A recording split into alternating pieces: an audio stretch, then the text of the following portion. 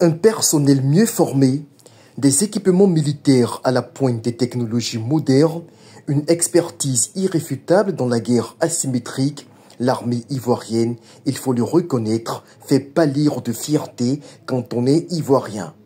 Violemment prise à partie en 2020 et 2021 dans une série d'attaques djihadistes à Kafolo, Kéini et Toubo, des localités proches des zones frontalières du Mali et du Burkina Faso, d'où les groupes armés terroristes s'organisent pour déporter la barbarie en Côte d'Ivoire, avec la complicité quasi avérée des jeunes russes africaines au pouvoir dans le Sahel.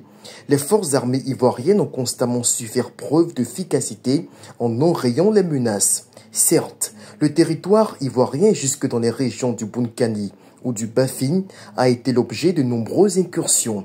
Mais si la Côte d'Ivoire reste pour l'heure épargnée par le fléau djihadiste qui embrase la sous-région, c'est le fait de l'efficacité redoutable de son armée.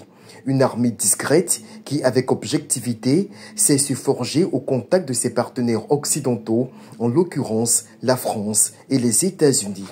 À chaque étape, la coopération militaire française a été décisive pour annihiler les velléités insurrectionnelles terroristes sur le territoire ivoirien.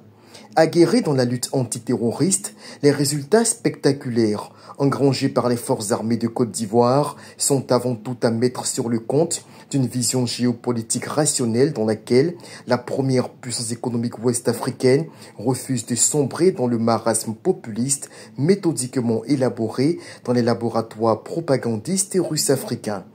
Non, la Côte d'Ivoire résolument engagée sur la voie de l'émergence est contrainte de faire face à des défis structurels de taille pour espérer relever le pari du développement, ne peut se permettre le péché de céder au chant de sirène en provenance de Moscou.